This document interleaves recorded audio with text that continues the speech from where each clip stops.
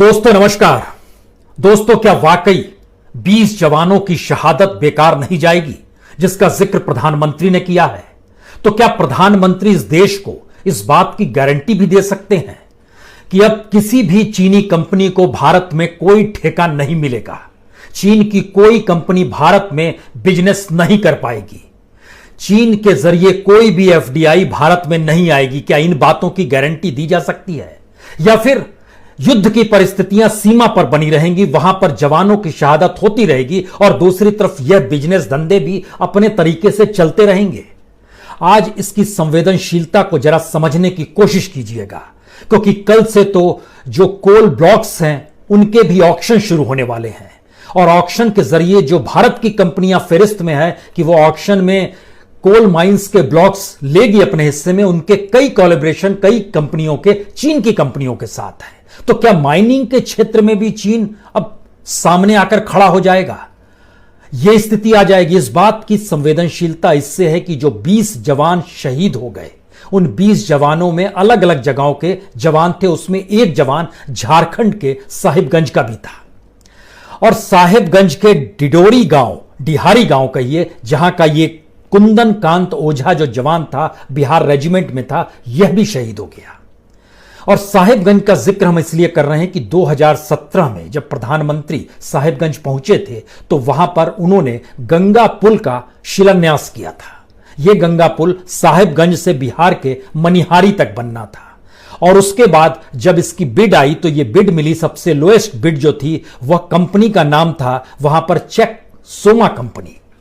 और check Soma company के साथ कोलैबोरेशन जिस कंपनी का था वो कंपनी चीन की थी, उसका नाम था China harbour engineering private limited. ये वही कंपनी है जिसने श्रीलंका में हबम टोटा बंदरगाह पे काम किया है। ये वही कंपनी है जिसने मालदीव चीन फ्रेंडशिप ब्रिज बनाया है। ये वही कंपनी है जो मुंबई में मेट्रो 4 का कॉरिडोर बना रही है। और यह कंपनी चीन के लिए बड़ी महत्वपूर्ण होती है। और उस कंपनी के साथ मिलकर जब इस गंगा पुल का बिड इन्हें मिल गया तो इस कंपनी ने एक सब्सिडरी कंपनी बनाई और उसका नाम दिया साहेब गंगा ब्रिज प्राइवेट लिमिटेड। लेकिन संयोग ऐसा हुआ कि चेक सोमा कंपनी जो थी वह धीरे धीरे उसके पास पैसे बचे नहीं और लोन लेने के लिए जो उसने फाइनेंशियल इन्फ्यूजन लिमिटेड को जो आवेदन दिया वो पास नहीं हो पाया, तो पुल नहीं बन पाया है।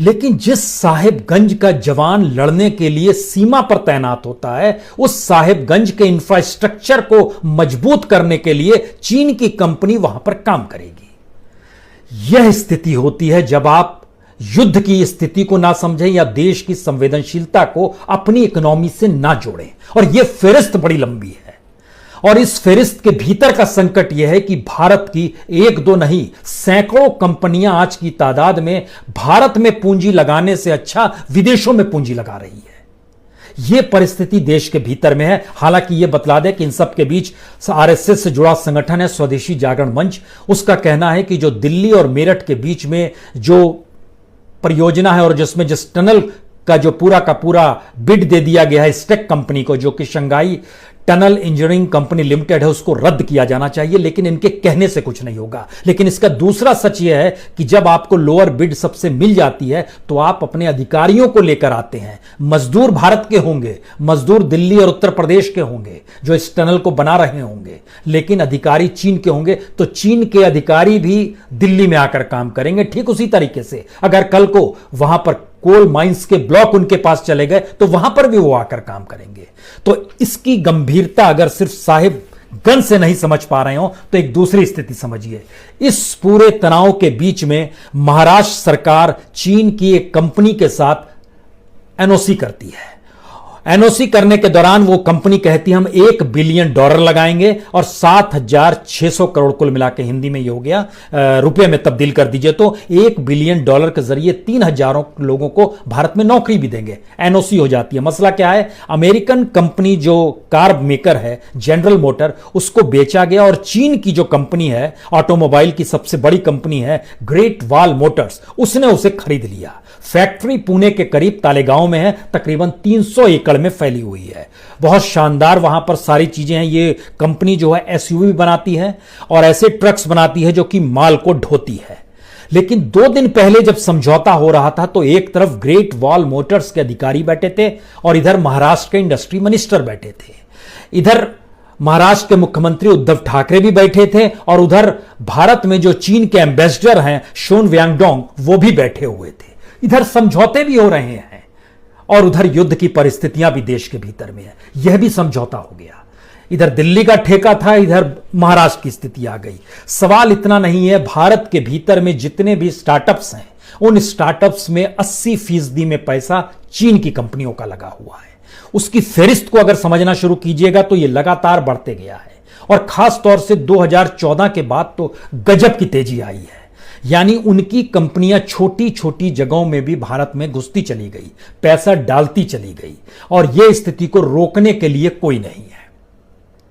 इसीलिए हम बार बार कह रहे हैं कि कल जब कोल माइंस का संकट आएगा और वहां पर जो कल ऑक्शन शुरू होने वाला है और कोल इंडिया जिसका नेशनलाइजेशन इंदिरा गांधी ने 1973 में किया था और इसलिए किया था क्योंकि बहुत ज्यादा एक्सप्लॉयटेशन जो प्राइवेट सेक्टर के हाथ में जो माइनिंग थी, मजदूरों का बहुत एक्सप्लॉयटेशन होता था और उससे कई दुर्घटनाएं हो जाती थी। अगर आपके जहन में याद आ रहा हो तो फिल्म काला पत्थर 1979 में रिलीज हुई थी। उस काला पत्थर फिल्म के भीतर उसी चीज का जिक्र था कि किस तरीके से कोयला खदान में काम करने वाले मजदूरों का एक्सप्लॉयटेशन होता है।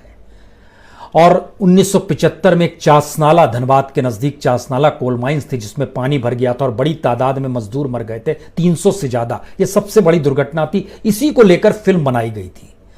लेकिन सवाल फिल्म का नहीं है, सवाल है इंदिरा गांधी ने उस वक्त नेशनलाइजेशन इसलिए किया था कि यहां पर एक्सप्लॉयटेशन ना हो, कोयला निकालने के लिए मजदूरों की जिंदगी ना ली जाए। लेकिन हम लोग दोबारा उस परिस्थिति में जा रहे हैं। हमें नहीं पता है कि कोल इंडिया से जुड़े हुए जितनी भी तमाम लोग हैं वो किस रूप में आंदोलन करने वाले हैं या किस रूप में क्या होगा वहां पर, यह दूर की बात है। हम उसके तथ्यों के साथ आपको बताएं, उससे पहले जरा सुन लीजिए।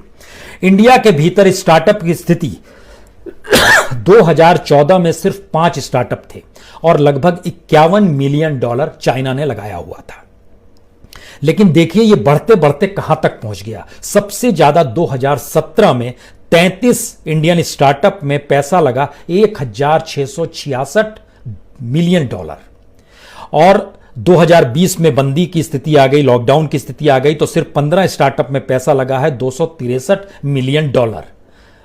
पिछले साल $1,230 मिलियन स्टार्टअप में लिखा था। इसमें तमाम कंपनियां हैं, अलीबाबा है, टेंसेंट है, बैरिंग्स एशिया है और आपके जहन में आए तो पाटियम जो है वो अभी चीन से आता है, जोमेटो है, ऐप जो ओला का है, स्विगी है, बिजू जो है जो पढ़ाई के लिए देते हैं उसमें भी है। यानी अलग अलग जगहों पर आप चलते चले जाइएगा तो आपको जानकर हैरत होगी, इतनी बड़ी तादाद में चीन की कंपनियां भारत के साथ जुड़ी हुई है। उसमें अगर हम बताना चाहें तो जैसे सिटीजन्स टेक है, इसने इन्वेस्टर बनाया बैरिंग एशिया को और कुल निवेश जो चीन का है उसका लगभग $880 मिलियन है और स्टार्टअप में जो कुल निवेश किया है उसने $992 मिलियन किया है। इसी तरीके से पॉलिसी बाजार में चीन की कंपनी है टेंसेंट, उसने इन्वेस्ट किया है और कुल निवेश का लगभग उसमें जो है $150 मिलियन डाला हुआ है। स्टार्टअप में कुल निवेश किया है $554 मिलियन। इसी तरीके से पाटियम मॉल है या फिर पाटियम खुद है या फिर ड्रीम मॉल है या फिर बिग बकेट है, हाइक है, जोमेटो है, इन सब में अलग अलग जगहों पर देखिएगा तो 100 से $500 मिलियन तक निवेश किया गया है और स्टार्टअप में सबसे ज्यादा तो पाटियम में किया गया है, यहां पर 4,106 मिलियन यहां पर निवेश किया गया है। यह स्थिति बतलाती है कि चीन किस रूप में, यह वेंचर इंटेलिजेंस का डाटा है जिसने जानकारी दी है कि इतनी बड़ी तादाद में यहां पर पैसा लगा हुआ है। इसीलिए इसकी गंभीरता को समझने की जरूरत है कि अगर चीन इतनी बड़ी तादाद में भारत के भीतर घुसा है तो कल जब ऑक्शन शुरू होगा, इस देश में हम आत्मनिर्भर बनना चाहते हैं या हम चीन या दुनिया के दूसरे देशों से पैसा चाहते हैं, उस पैसे के जरिए ही हमारी इंडस्ट्री डेवलप हो पाएगी। हम इसका जिक्र इसलिए करना चाहते हैं क्योंकि भारत के भीतर में इस दौर में जो वायरस का दौर चला है, मार्च अप्रैल मई जून, इन 4 महीनों में किसी भी देश की कंपनी ने भारत में कोई इन्वेस्टमेंट किसी स्टेट में नहीं किया है। लेकिन जो CII का डाटा है, जो कॉन्फेडरेशन ऑफ इंडियन इंडस्ट्रीज है, उसने एक डाटा दिया, उसने जानकारी दी कि भारत की 155 कंपनियां हैं जिन्होंने अमेरिका में 1,67,200 करोड़ रुपए इन्वेस्ट किए हैं इसी दौर में, इसी लॉकडाउन के दौर में। और ये लोग तकरीबन वहां पर 1.25 लाख नौकरियां भी देंगे। वहां जो काम करने वाले इंडियंस होंगे, अमेरिकन होंगे, उनको देंगे। और खास तौर से Texas, new Jersey, New York, Florida, इसमें सबसे ज्यादा एफडीआई भारत का गया है, जो भारत की कंपनियां वहां पर जा रही है। जानना चाहते हैं तो समझिए, टेक्सास में 72,000 करोड़ रुपए वहां पर लगाए जा रहे हैं। नौकरी लगभग 17,500 नौकरियां वहां पर निकलेंगी। न्यू जर्सी में 18,000 करोड़ रुपए लगाए गए हैं। फ्लोरिडा में लगभग 7,000 करोड़ रुपए लगाए गए हैं, वहां पर लगभग 5,500 नौकरियां आएंगी। इसी तरीके से न्यूयॉर्क में भी 13,000 करोड़ भारतीय कंपनियां लगा रही हैं, जिसमें लगभग न्यूयॉर्क में 6,175 नौकरियों का जिक्र है। कैलिफोर्निया में 8,271 नौकरियों का जिक्र है, वहां भी लगभग 5,000 करोड़ से ज्यादा भारतीय कंपनियां लगाने की स्थिति में आ रही है। इतनी बड़ी तादाद में भारत की कंपनियां वहां पर पैसा लगाती है, वहां पर नौकरियां देने, लेकिन वो भारत में पैसा क्यों नहीं लगाती है? और भारत के भीतर की कंपनियां चीन की कंपनियों के साथ कोलैबोरेशन करती है और ठेका उन्हीं को मिल जाता है। ये कौन सी स्थिति है कि सीमा पर जवान शहादत दे रहा है और उस जवान के गांव के डेवलपमेंट का पैसा और वहां पर बनने वाले प्रोजेक्ट की परिस्थिति चीन से जुड़ी हुई है? तो सीमा पर लड़ें या देश के भीतर डेवलपमेंट किस रूप में किया जाए, इसका कोई विजन बहुत साफ होना चाहिए, जो नहीं है। सवाल यह नहीं है कि जवान मारते मारते मरा, सवाल यह है कि जवान मारते मारते मरा, लेकिन जिस जमीन पे वो जन्म लेता है, उस जमीन भी गिरफ्त में चीन के दूसरी पूंजी की तरह से आ जाती है। कैपिटल चीन का वहां पर आ जाता है, या हम उसको ही प्रोजेक्ट और ठेका दे देते हैं कि आप इसको बनाइए। इसीलिए आज हम जिक्र करना चाहते हैं, खासतौर पर कोल इंडिया का जिक्र इसलिए भी करना चाहते हैं। इसमें एक चीज और बता दें, जो भारत की कंपनियां विदेशों में काम करती हैं और जो सीआईआई की रिपोर्ट आई है, जो अमेरिका में काम कर रही है, वहां पर वो बड़े नियम कायदे से काम करते हैं। वहां पर 77 कंपनियां और निवेश करना चाहती हैं अमेरिका में, उन्होंने वहां पर आवेदन दिया हुआ है। और ये लोग वहां पर सीएसआर जो होता है, जो कॉर्पोरेट सोशल रिस्पॉन्सिबिलिटी होती है, उसको भी पूरा करते हैं। ये कंपनियां भारत में सीएसआर की रिस्पॉन्सिबिलिटी नहीं लेती है। वहां पर जानकारी आई कि सीएसआर जो कॉर्पोरेट सोशल रिस्पॉन्सिबिलिटी है और आरएनडी यानी रिसर्च और डेवलपमेंट का जो पैसा निकाला जाता है, इन दोनों में भारतीय कंपनियां खूब ईमानदार हैं। सीएसआर में तकरीबन $175 मिलियन यानी लगभग 1,300 करोड़ रुपए, और रिसर्च एंड डेवलपमेंट यानी आरएनडी में तकरीबन $900 मिलियन यानी 6,800 करोड़ रुपए। टोटल लगभग 8,100 करोड़ रुपए ये सीएसआर के तहत छात्रों को मदद देते हैं, वहां पर विशेष स्किल देते हैं, उसकी ट्रेनिंग देते हैं। भारत का वहां पर निवेश कंपनियों के जरिए इसीलिए अमेरिका का पसंदीदा है। लेकिन भारत में अपने कंपनियां अपने देश में ऐसी स्थिति नहीं ले आ पाती है, तो आप क्या करेंगे? और जिसका जिक्र हम आपसे करना चाहते हैं कोल इंडिया का, ये इसलिए महत्वपूर्ण है क्योंकि कोल इंडिया में आज की तारीख में जब हम आपसे बात कर रहे हैं, वहां काम करने वाले की तादाद जो है 2,72,445, ये ऐसे लोग हैं जो पे स्लिप लेते हैं। कॉन्ट्रैक्ट पे काम करने वाले अलग हैं, उन कॉन्ट्रैक्ट के बाद जो कि दिहाड़ी मजदूरी करते हैं, माइन से जो कोयला निकालते हैं, उनकी संख्या अलग है। सबको मिला दीजिएगा तो तकरीबन 5 लाख से ज्यादा के कर्मचारियों की स्थिति पूरे देश में जो कोयला खदानों से जुड़े हुए हैं। कोल इंडिया का टोटल एसेट जो है वह 1,32,718 करोड़ का है, और टोटल इक्विटी जो उसकी है लगभग 26,860 की है। इसकी जानकारी इसलिए महत्वपूर्ण है क्योंकि इसके दायरे में अलग अलग आते हैं। ईस्टर्न कोलफील्ड लिमिटेड आता है, साउथ ईस्टर्न कोलफील्ड लिमिटेड आता है, भारत कुकिंग कोल लिमिटेड आता है, वेस्टर्न कोलफील्ड आता है, सेंट्रल कोलफील्ड आता है, महानदी कोलफील्ड आता है, और सब जगह जितनी जितनी बड़ी तादाद में लोग काम करते हैं, तो क्या आने वाले वक्त में उनके पास काम नहीं रहेगा? क्योंकि जो ऑक्शन होने वाला है वो कोल इंडिया की माइंस का होने वाला है।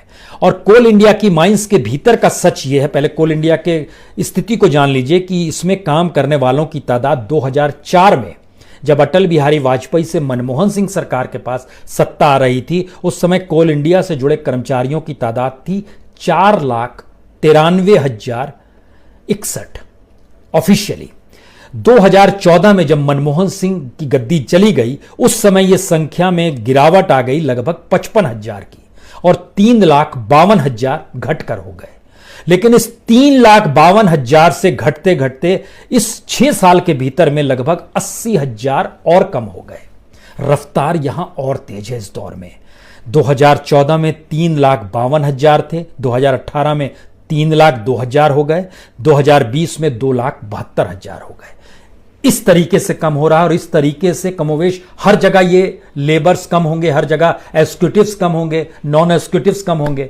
बड़ी तादाद जो होती है वो नॉन एग्जीक्यूटिव्स की होती है, तकरीबन 2.5 लाख लोग अभी नॉन एग्जीक्यूटिव हैं और 18,838 एग्जीक्यूटिव है। महत्वपूर्ण यह नहीं है, महत्वपूर्ण यह है कि भारत के भीतर में कोयला इस दौर में लगातार आयात किया जा रहा है और आयात की तादाद बढ़ती जा रही है। प्रोडक्शन बहुत नॉमिनल नीचे ऊपर नीचे जा पा रहा है, लेकिन उससे भी ज्यादा महत्वपूर्ण है कि मौजूदा सरकार से पहले की जो सरकार थी वो कोल ब्लॉक्स के घोटाले घपले या उसको देने के चक्कर में सीएजी की रिपोर्ट के जरिए ही वो सरकार चली गई थी। वो एक बड़ा मुद्दा बना था। उसके बाद जब मोदी गवर्नमेंट आई और इन्होंने 2015 में जब ऑक्शन किया, उस पर जो सीएजी रिपोर्ट ने कहा उस पर किसी का ध्यान नहीं गया। अब दोबारा ऑक्शन कल से शुरू होने वाला है।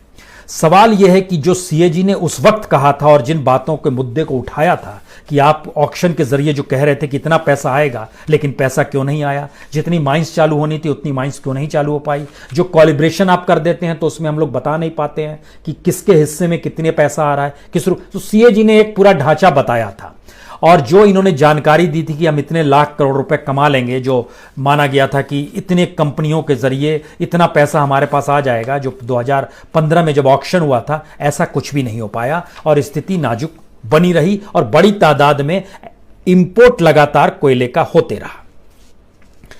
सवाल नया यह है कि अगर मौजूदा वक्त में हम लोग कोल माइंस को भी अब प्राइवेट सेक्टर के हाथ में देने वाले हैं, तो क्या जो नेशनलाइजेशन का प्रोसेस था और जिसमें स्टेट की जिम्मेदारी थी, उससे अब स्टेट पल्ला झाड़ रहा है, मोदी गवर्नमेंट पल्ला झाड़ रही है और पूरी तरह ऑक्शन की स्थिति में आ रही है? या फिर वहां काम करने वाले लोगों की कोई गारंटी लेने की स्थिति में सरकार है, या वो पूरा प्राइवेट सेक्टर के हाथ में चला जाएगा? और चूंकि अब कोल इंडिया के मातहत ही जो माइंस हैं, जब उसी का ऑक्शन होने वाला है, तो उसकी स्थिति होती है वहां इंफ्रास्ट्रक्चर के लिए पैसा नहीं चाहिए। पैसा नहीं चाहिए तो इसका मतलब है कि वो आप 24 से 48 घंटे में आप शुरू कर सकते हैं माइन। इंफ्रास्ट्रक्चर का पैसा, सारा पैसा कोल इंडिया ने अपने तौर पर लगाया। कोल इंडिया प्रॉफिट वाली यूनिट है भारत में, अभी भी वो सरकार को पैसा देती है, लेकिन सरकार को मौजूदा वक्त में और पैसा चाहिए।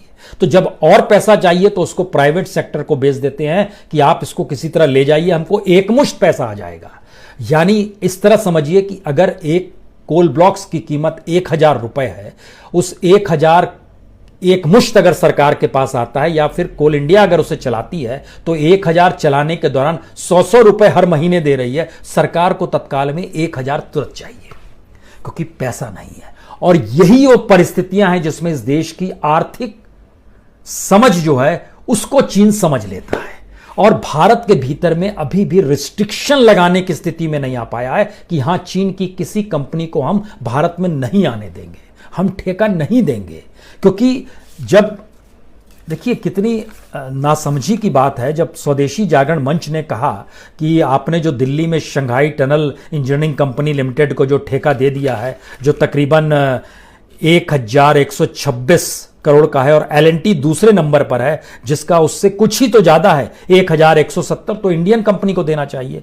लेकिन सोचिए एलएनटी और एसटीईसी यानी शंघाई टनल इंजीनियरिंग, ये दोनों ने मिलकर मुंबई मेट्रो का ठेका लिया हुआ है।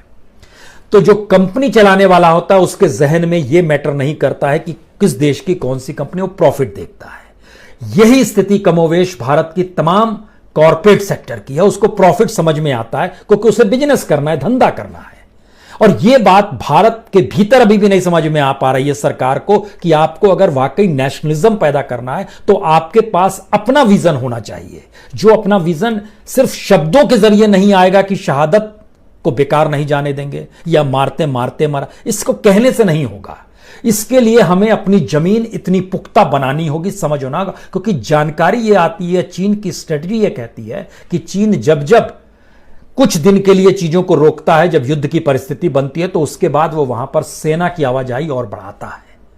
तो क्या ये अगले 24-48 घंटों में वो अपनी सेना की आवाजाही गलवान घाटी में बढ़ा रहा है और नए तरीके से स्ट्रेटजी कर रहा है, और जिसका जिक्र हम कल कर रहे थे कि किस तरीके से वो चौतरफा भारत को अगर घेर रहा है तो क्या स्ट्रेटजिकली वो पाकिस्तान को भी अब प्रवोक करेगा और पाकिस्तान भी अब भारत को प्रवोक करने की स्थिति में आएगा, जिस तरह नेपाल तक आ गया है। क्या ये स्थिति बन सकती है? हमें अपनी इकोनॉमी, अपनी जमीन, अपनी जरूरतों को समझना होगा, जिसके लिए एक प्लान काम करता है, शब्द काम नहीं करते हैं, और वो योजना हमारे पास है या नहीं, क्योंकि मौजूदा वक्त में इस देश की जरूरत एक व्यक्ति के लिए 130 करोड़ लोग सिर्फ सोचते रहे ऐसा संभव नहीं है। सबको साथ मिलकर खड़े होना होगा, अन्यथा चीजें ढह जाएंगी और पता ही नहीं चलेगा। क्योंकि 1962 में भी नेहरू ने चीन को कहा था कि आप हमारे माथे का एक बाल नहीं ले सकते हैं, और उसी के बाद स्थिति बिगड़ती चली गई और चीन घुस आया और हम कुछ कर नहीं पाए थे। ये एक फैक्ट है। 1967 में जो हुआ या 1975 में जो हुआ वो एक अलग बात है, और लगातार जो अरुणाचल या सिक्किम में जो होते रहता है वो एक अलग बात है। लेकिन मौजूदा वक्त में हमें अपनी इकोनॉमी बिना चीन के सोचनी तो होगी, समझनी तो होगी, और स्ट्रेटजिकली या कूटनीतिक तरीके से पड़ोसियों के साथ कैसे रहना है यह भी समझ होनी चाहिए। क्योंकि अमेरिका बहुत दूर खड़ा है और अमेरिका के साथ हमारे रिश्ते संयोग से एक नेता वाले रिश्ते हो गए हैं, यानी ट्रंप के साथ रिश्ते हैं, लेकिन कल को अगर कोई डेमोक्रेट जीत कर आ गया तो उसके साथ रिश्ते भारत के वो नहीं होंगे, क्योंकि ये व्यक्तियों के रिश्ते हो गए हैं। देश के रिश्तों में चीजें अलग अलग भी जा रही है, और भारत ना तो अब गुटनिरपेक्ष आंदोलन यानी तटस्थ रहने की स्थिति में है, ना भारत के पास पंचशील की थ्योरी वाली कोई सोच है, और ना भारत के पास देश को सबको एकजुट कैसे किया जाए ये सोच आ पा रही है, क्योंकि भरोसा जाग नहीं रहा है, क्योंकि ईमानदारी नहीं झांक रही है। तो देखा जाए क्या होता है। लेकिन कल जब हम आप जुड़ेंगे तो बात इस पे होगी, क्या वाकई भारत की गवर्नेंस जो है वो पूरी तरीके से इतनी पॉलिटिकल हो गई है कि अब उसने वैदेशिक सोच और सीमा की घटनाओं को भी राजनीतिकरण देश के भीतर में अपनी मौजूदा राजनीति के ही इर्द गिर्द कहीं ताना बाना बुनने की स्थिति में तो नहीं कर दिया है। बहुत बहुत शुक्रिया, बहुत बहुत शुक्रिया।